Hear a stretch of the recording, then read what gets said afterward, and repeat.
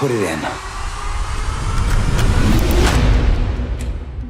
I'm tired of people thinking I'm some kind of joke. Your dad and I agreed it would be best if you just stop being who you are and doing the things you love. My whole life, all I wanted. I'm afraid we found your son at a polka party. Is to make up new words to a song that already exists. Oh, well, you should do that then.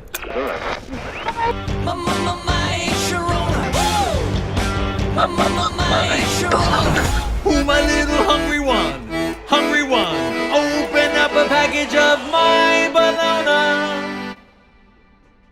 Dude, I've got chills. Every once in a great while, I can spot a talent that I know is the future of music. But first, we gotta find you a stage name. Al Yankovic. It's long, it's hard to pronounce. So I'm just gonna throw this out there. Weird Al Yankovic. I love it.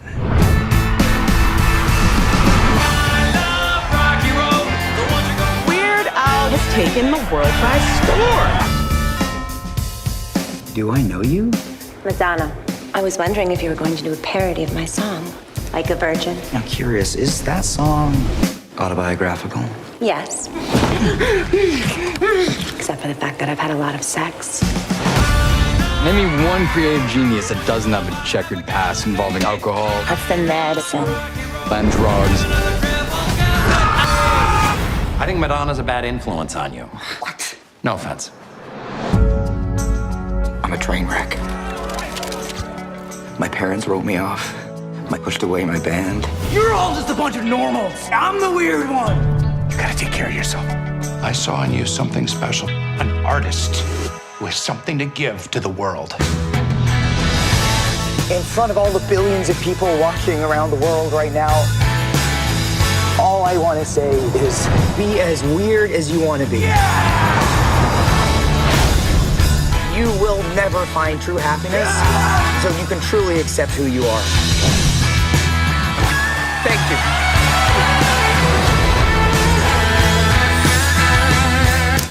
Oh, Al, you can't smoke in here.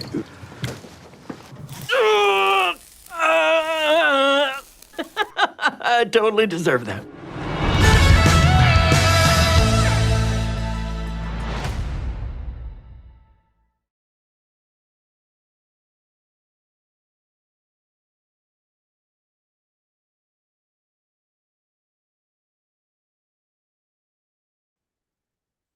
Welcome back, everybody, to 0 Point Reviews. We are going weird this week with the Al Yankovic Story on Roku channel. It is free for everybody, so don't be hesitating. Go on in there and get to watching that bad boy, because we got done watching it a little while ago. It did drop about, what, a week and a half ago? Yeah, and so we got to watching that. What do you think, Kevin? Was this a thumbs up for you? I mean, this starred Harry Potter's Daniel Radcliffe. Yeah, man, like that's been news for the last year and a half that like really baffled people. Like, Harry Potter's gonna play Weird Al, huh? Hand selected by Weird Al. No one else auditioned. Everyone was kind of like, well, you know, if Weird Al's supporting it, maybe it's okay.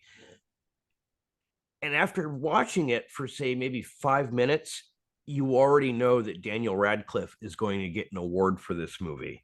Of some sort, anyway. Yeah, like this, for me, this is the best movie I've seen in a long, long time. One of the best comedies I've seen in an exceedingly long time. Most comedies don't land with me these days, but this one, like, it hit for me. And like you said, like, Daniel Radcliffe, hand selected by Weird Al. Okay. Yeah, I mean, like you want to argue, but how do you? right. And the point is like, you know, he's done more than Harry Potter. He's been very careful curating his film career beyond Harry Potter, and he's done a very good job doing that. Like Guns Akimbo, he's done Horns, a horror movie, The Woman in Black. After he was done, he did like some plays, and there was a TV show that he did on TBS, working under God, some It was some quirky TV show, so I knew he had the comedic chops for this. Sorry if that show escapes me. I forgot what it was called, but you know, he did great.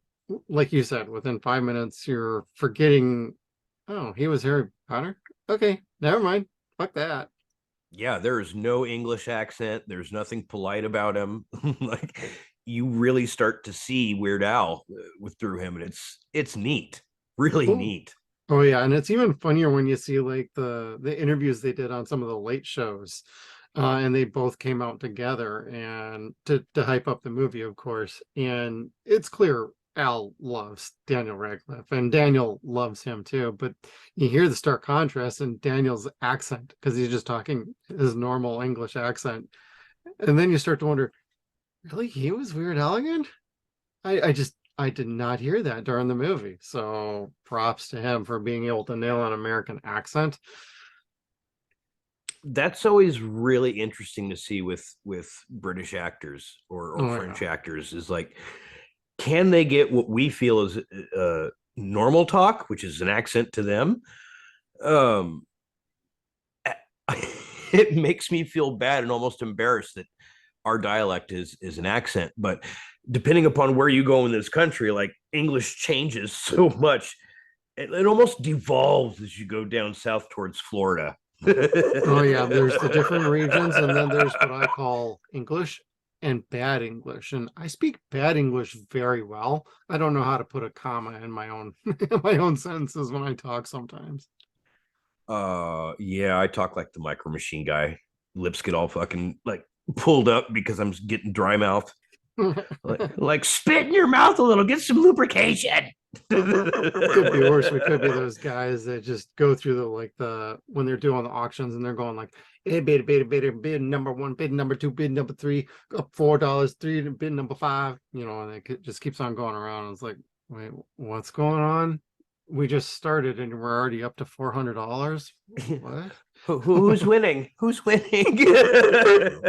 When they go slow, it's like you can keep up, but like, yeah. But with like say like this movie, like everything, just to put a point on that is like the pacing's very good for this movie. There's Yeah. never really a dull moment. If you think something's dull, they're actually doing that. It serves a constructive purpose into what's coming next. It's like they're letting you catch your breath. They're letting the jokes linger. They're letting what you see, the zaniness linger too. And then, oh, okay, I can catch my breath. Oh my God, now I'm dying laughing. Yeah, and it's like there's never a part of this movie in like over 2 hours, which is really long for a comedy. Uh, there's nothing that makes you bored at all. No. And usually with longer films, you're just kind of like, okay, can we get going? Or Or when is this ending? Like, really? yeah, and this was a flick that you didn't really want to end. I mean, Right. I personally didn't. The concert scenes at the end were fantastic. I could have watched another hour of that. Oh my, are you talking like the Like a Surgeon one? Yeah. Excuse me. That and Amish Paradise. Oh, That that's right. And then the Coolio guy is just sitting in the crowd going like, that made me laugh so hard. I wasn't expecting like that to be like the cameo right there. I mean, clearly Weird Al loved Coolio, or he wouldn't have had that sort of like little zinger in there. Yeah, but Al didn't have a problem with him. I think the problem was the other way around. Yeah, Um, and that's he had to get over that because people were hating on him for it anyway. right. But yeah, I mean, Amish Paradise, it's such a great song, and watching him perform it live, like Daniel nailed that performance as well. Yeah. He's got one or two concerts out on DVD, and it's like that's what you see in the movie is exactly what his concerts are like, and it's like I want more of this.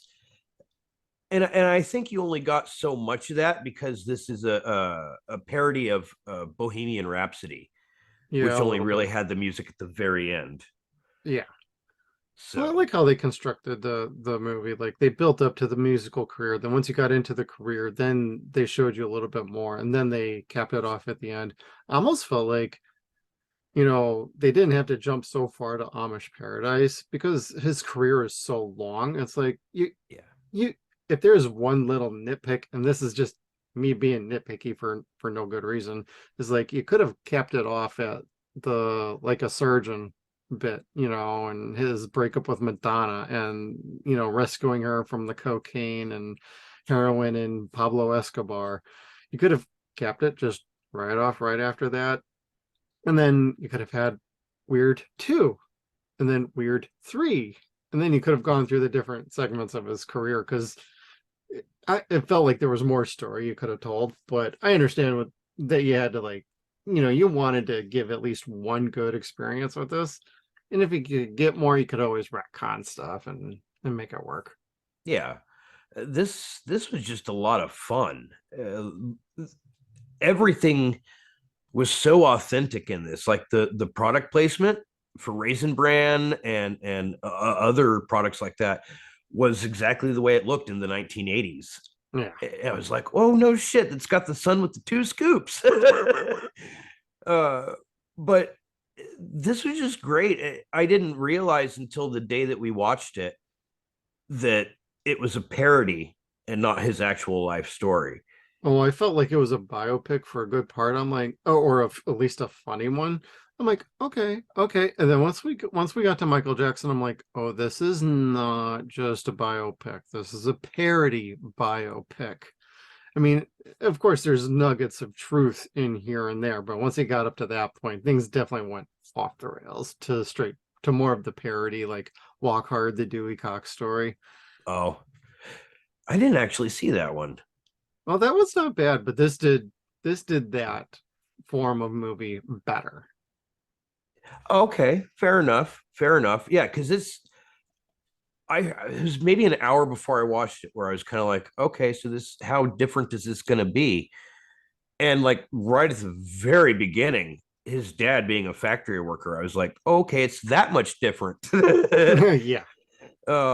Because for people watching at home, his dad, Alphonse Yankovic Sr., was the greatest accordion player of that generation. Like my grandfather played the accordion. I think I actually played with him once or twice, but he absolutely loved Yankovic Sr. to the point where he blindly bought me the Weird Al Yankovic tapes and shit like that without actually knowing what the music was. He just figured, well, hey, I liked his dad playing accordion. You could listen to that too.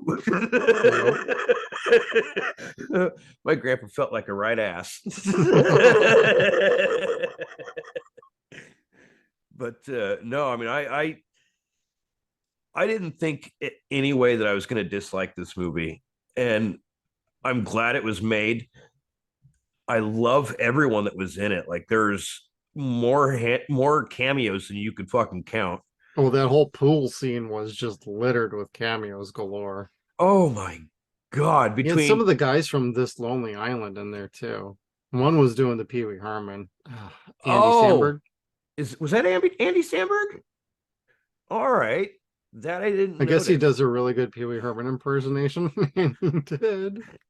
Yeah, like I enjoyed it. Like he sounded just like him. Yeah. Tiny Tim was just as creepy as Tiny Tim really was in real life. Jack Black as Howling Mad. That was my favorite part of the whole goddamn movie. I'm like, that's perfect casting. Yes, yes. And he sounded just like Wolfman Jack. Yeah. And I tried getting my wife to watch it, and she knows nothing about Weird Al, Dr. Demento, Wolfman Jack, none of that stuff. So, like, she just thought it was Jack Black being funny until he really started talking. And then she started finding it really funny because it was not the way he sounds. Right. And I tried to explain to her, Wolfman Jack talk like this. And, and that song, Clap for the Wolfman, it's not about a werewolf. So, I mean, that the whole pool scene killed me. Jack Black was the greatest cameo of the whole thing. Like, yeah, Coco was there with Emo Phillips. who was it? Paul F. Tompkins was playing Gallagher. Yep. That was Uh, great. Yes, that was so perfect. I I almost knew he was Paul. playing Gallagher right away, but when he smashed the watermelon and he's like, "This, I could do this so much better," or whatever it was, I'm like, "Okay, thank you. That's a good one." Yeah, and we just lost Gallagher this week, didn't we? I don't know. I hadn't heard that. Yeah, he passed away Friday, same day Oh, that Batman passed away. I think I was a little wrapped up with Kevin Conroy's passing. Yeah, yeah, that's of no disrespect to Gallagher, Oh but no, I just didn't know that. Yeah. yeah, that's he was funny. I really enjoyed his shows, but goddamn, Kevin Conroy, that's our Batman. So there was a lot of crying for that instead. Yeah. But who else? Alice Cooper sitting there drinking a little daiquiri while Oh, petting yeah. a snake. That it was all good stuff. And another person that probably deserves a supporting actor role, who I absolutely hate and everything else, is Rainn Wilson. Like ever since I saw House of a Thousand Corpses, I'm like, this dude is not for me. Oh man, that means you never watched The Office. No, no, not especially not He's after really good in fucking The Office. not after Will made us watch the British version. The American version, just watch a couple clips on YouTube. That sounds fair. He plays pretty good opposite John Krasinski. So, Oh, fair enough. But he playing Dr. Demento was, or him playing Dr. Demento was just perfect. that It was really great was. casting there too. Yeah, I mean, Al, of course, was given his foot in the door, basically, or his step up from Dr. Demento. Yep. And Dr. Demento believed in him and played his music, and it took off from there. And I don't know how much of an overnight sensation that actually was, but Weird Yeah, I Al don't know. was pretty prevalent all throughout the early to mid 80s. And Okay. then from there on. Yeah, I very, very well remember him before UHF came out. UHF. I love that movie. And special note for all of our viewers, we will get to UHF. It's going to be a little delayed from our normal schedule, but stay tuned. We're going to get to it. Don't worry. Blame Turkey Day. Blame Turkey Blame Day. Turkey Day. We got some Turkey Day specials coming. But you talk about what had you dying of laughing. One particular sequence had me just like in stitches dying for like 10-15. I had to pause the movie and rewind it. It was the restaurant scene, and Michael Jackson was suing him. and he keeps hitting the phone on the edge of the table. God damn it, Michael Jackson! Bang, bang, bang. He's like, he's gonna rip me off, and I'm gonna be known for ripping him off for the rest of my life. He ripped me off, and he's just like beating on the table with the phone. And I completely lost it. I had not laughed like that hard at a comedy in like years. I wish, and I don't say this very often, I wish Michael Jackson was still alive so he could have seen that. He would have probably died laughing too. Yeah, because he really liked Weird Al. He really did. I remember that story. Yeah. He wanted Weird Al to do black and white, and I was like, no hat trick. Yeah, let him decide what he wants to kind of pull from. Yeah. That one would have been too weird. Pun. But no, I mean, Michael Jackson was another person that, kind of elevated his status through faith and giving him the opportunity to use one of his more famous tunes. Unlike his great purpleness. Mm-hmm. I know who you're talking about. So the scene at the end where they're at the Grammys, where in real life Weird Al was given a note from one of Prince's employees, associates, what have you, that basically said, do not look at Prince. He was not allowed to look at Prince. Oh my God, I have never heard this. because Prince was pissed off that Al wanted to parody one of his songs. Oh, jeez. And Prince is a great musician. Yeah. But he took that shit really seriously. A little too seriously. Yeah, like Coolio, I don't know why he fucking flipped a bitch on him, but Prince, he was just immediately wanted nothing to do with it, was offended, was told, he's got a list of people that aren't allowed to look at him when he goes out in public. And you're just kind of like, oh, goodness, I wish I could have made fun of you back then for that. You're right. But yeah, it's like that's the only person that didn't want him to do it. I can't realize why.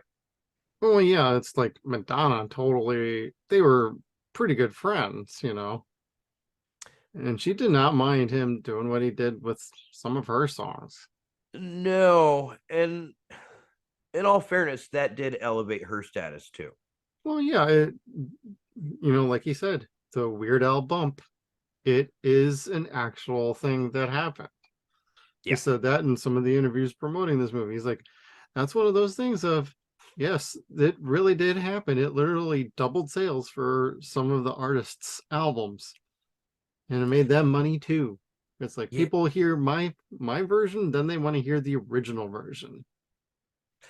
Most of the time, I'd say with anything past Running with Scissors, I'm not the most familiar with the music that he was doing or parodying at the time, because I stopped listening to music after like 98. Like once the boy bands hit, I was like, no, fuck this shit. Yeah, I'm a little sketchy on some of his albums too. I don't know when I think it was more during the Nickelodeon era when he was on most of like the Nickelodeon award shows, or I forget what it was called, like Teen Choice Awards, and he was on those. Oh yeah, he was getting slimed.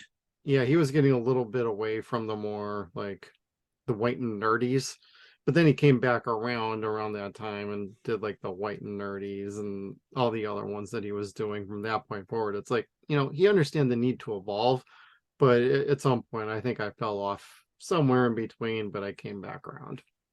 Yeah, I had to get back up on that horse a couple of years ago too, and I'm glad I did.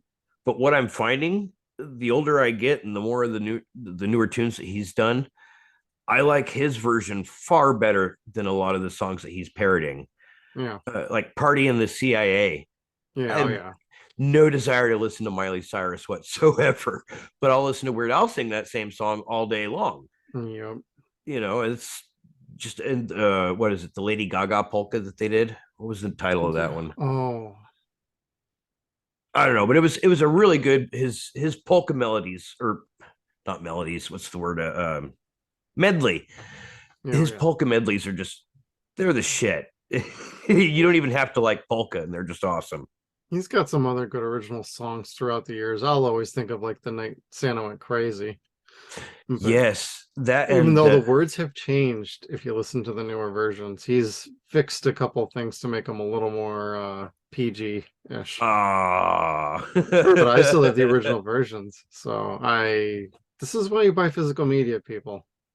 Yeah, older right. CDs have the original versions on them. But like Taco Grande is one of my favorite parody songs. Taco Grande. Oh God, what was the other? There was another good one on that album. Get a chimichanga, chili on rielo. No, what am I thinking of? Oh, Drives Like Crazy. Oh, yeah. That was on UHF though. Yeah. That was, and again, a much better song than Fine Young Cannibals.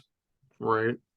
So, but getting back to the picture, yeah, and the end, the Pablo Escobar scenes were just funnier than shit. Like, I just want you to sing for me.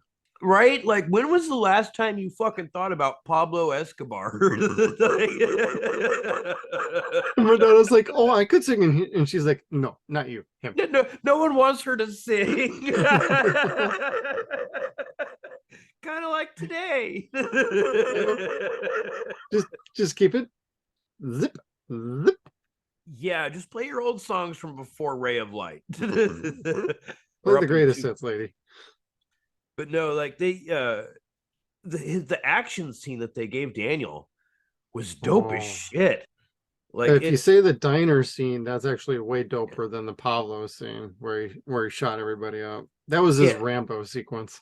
yes, and that I liked because he got his chance to parody Rambo like Al did in UHF. Yeah. Uh, but yeah, the diner scene where he was fucking beating ass with the bar mop, like that was some shit. At first, I'm like, oh, what's he gonna do? And he's like, and then the fight starts. I'm like, just like stunned watching him. I'm like, this dude should be like the next Wolverine. If Not gonna rumors have their happen, but way, he should.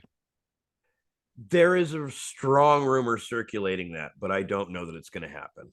Well, and dude's jacked. I mean, Yeah, I was going to say during the fucking Doors sequence, he hmm? is built like a brick shit house.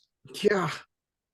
I'm like, shit, dude, is he like trying out for a Wolverine role in between all this? Like, good Yeah. God. You put Well, him in a new Harry Potter movie and he takes his shirt off. You got swooning 40-year-olds already. All the way down to the teens. Jeez. yeah, Weird Al had to have a muscle suit put on for that shit back in '88. Fucking Daniel just took his shirt off and was like, "What?" He's like, I'm already there. Yeah, I was naked with the horse. This ain't shit. That's the play Equus, kids. But anyway, yeah, the action scenes, I like that he got to do those. Oh, Like, yeah. because it reminded me so much of UHF, Yeah. where you had a series of sketches or bits. Yep. And this was in a way, but it flowed a little bit better, I think. Yeah, I think this really flowed very well. Like they portrayed a lot of people. I mean, they were all satirized, but Oh, yeah. You a had to lot of understand that going into this.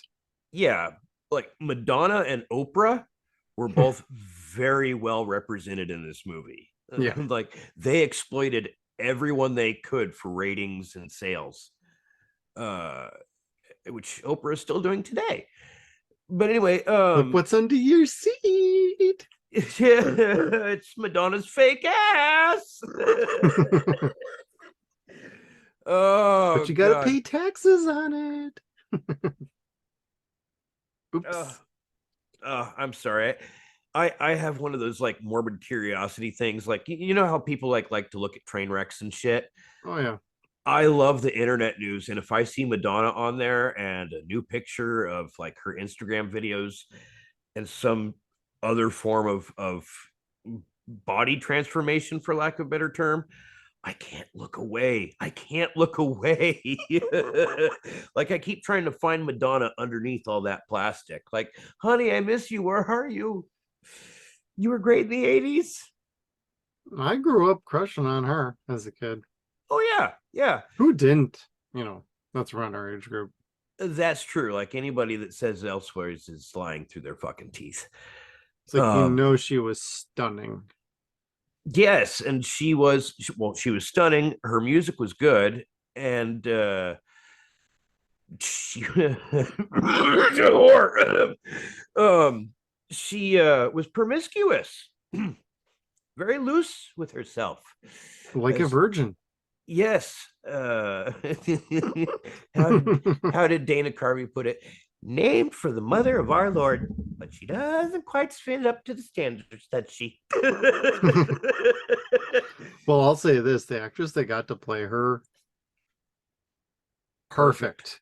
Excellent. Perfect. It's like, if you're gonna do now a Madonna kind of like satirization biopic, I want that girl doing it. Yeah, she was amazing. Again, another person that deserves a supporting actor award. Oh, absolutely. Because I mean, this was like watching Ed Wood. Yes. This is the best way I could describe it, is watching all the people from Ed Wood, like Martin Landau, when he became Bela Lugosi. Right. Like, you can't see Martin Landau when you watch that anymore, as you see Bella. This, you very much see Madonna, and you very much see Al. Not so much everyone else, but Yeah. like those two nailed their roles perfectly.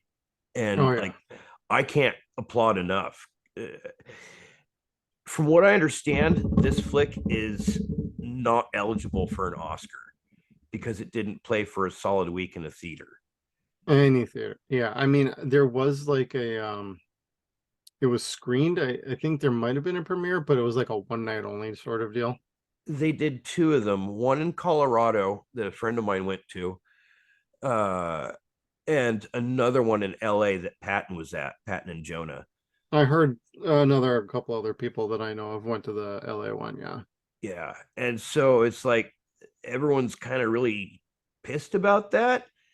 And I am too, because like I really like not just the movie, but I like Jonah Ray. Like he's like, we're not friends, but I like him a lot. Like I consider him my buddy and whatever. Cool dude. Yeah, he's the nicest fucking cat in Hollywood. He really is. And like I was betting fucking money, like right there, like Jonah is going to be the first MST3K host to be in a fucking Oscar award winning movie. And everyone's like, it's not eligible for an Oscar. Jonah's going to be the first MST host in a fucking movie that wins an award. Shut the fuck up. Just pick any award. It's not going to win a Razzie, so don't worry about that one. Oh, fuck no. Although I think Al would secretly love that. Hey, can we retroactively bring back UHF for a week in the theater so I can get a Razzie award for it now? Well, why not? They just did that with Avatar. Would you see? Do people gonna hate it more than before? Or no, okay. No, we're just gonna wait for part 2 and watch The Way of Water. Yeah, like paint drying. No, I'm kidding. We'll see how well that turns out, but well, see, that is one of those movies that goes on way too fucking long. Like it did not need to be 3 hours. The next one's going to be about the same time too, so buckle up. Yeah, I mean, we're going to see it Christmas Day probably because it's just us, but that's cool. I can't even say that I'll pirate it. I don't want to. I hated the first one so goddamn much. Like I was sitting there watching it going, this is just Pocahontas mixed with Titanic. It's the same shit. It's the very same story. Yeah. Well, we were originally intending to go see Shazam 2 on Christmas Day, but that got postponed. So we're like, well, what else is coming out? Avatar 2 and I don't know what else is coming out around that time. But we're like, oh, we can go Avatar 2. So we'll see. It'll be pretty. Yeah, as long as I don't have to wear the glasses and get a migraine at the end. That's my problem with that. But okay, we'll round it back to weird here. Sorry. I just wanted to say, like, I'm so glad Roku took a chance on this. I know it sucks it wasn't in theaters and all of the above. We're probably not going to see a DVD or Blu-ray of this, which is a crime, but it's free on the Roku channel, and you don't even have to. I don't think you have to. I did not sign in to create a membership or an account. I was able to just straight up go to the app, download it, and watch it because it's free. Yeah. If it wasn't like that, I think I'd be a whole lot more irritated at how they're handling the release of this. But it's another streamer trying to get going here. I think it would have been maybe better if it was on some other streamer. But I am just so glad that they even took the chance to do this because I think this is one of the best movies of the year. Roku is the equivalent to UHF station today. Like they really are. So I mean, it was brilliant they even went that way. And they have some other good stuff on there too. So it's not like they have nothing, but this is one of their big first originals. And I'm like, more stuff like this, please. And you will catch my attention a little more permanently.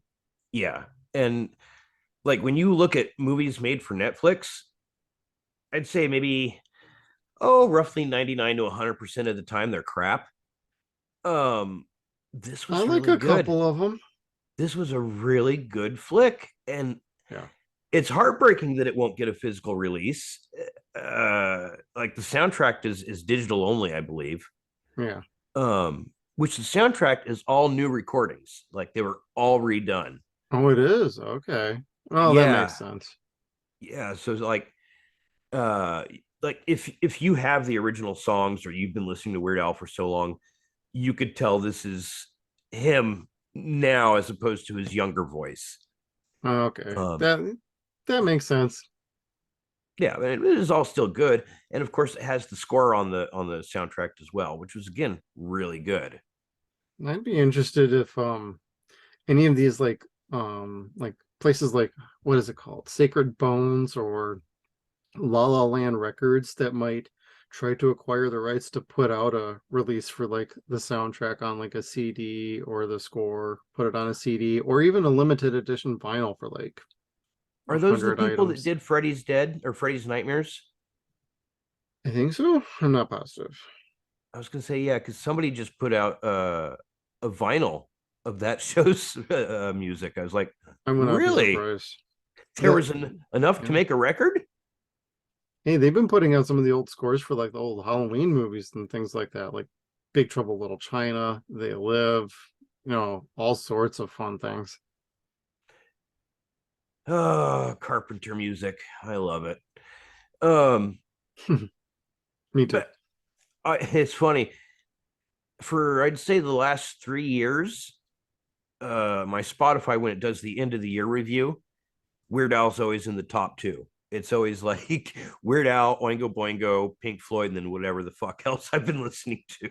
Well, I'll level with you. I listen to Weird Al at least once or twice a week. Yeah, it's I've got most of the albums on my Spotify set list, and so between him and Oingo Boingo or like Willy's Wonderland, it's like every other fucking song. That's enough to keep you busy and moving along. I mean, I am just so glad most of his music is very positive and very upbeat. Nothing is so damn somber or bleak or depressing that you're like, what the fuck am I listening to? No, there's that song "You Don't Love Me Anymore." Well, Where he that's a fun song though.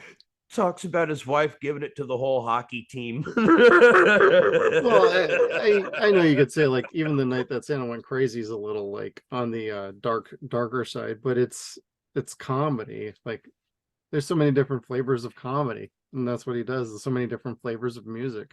Doesn't just do parodies, he makes his own original songs that are just funny. Oh, what is it? This Is the Life, where he sings, "If money can't buy happiness, I guess I'll have to rent it." Oh yeah, that's right. He had that etched on his mirror in his Palacio estate. I was like, Yeah. yes, great Easter egg, great. Oh, that reminds me of the scene when Dr. Demento's in the jacuzzi in his bedroom. He's like, "You're in the jacuzzi in my bedroom. There's another one next floor down." And he's like, "Here, I got some psychedelic drugs for you." Demento takes him on a fucking spirit journey.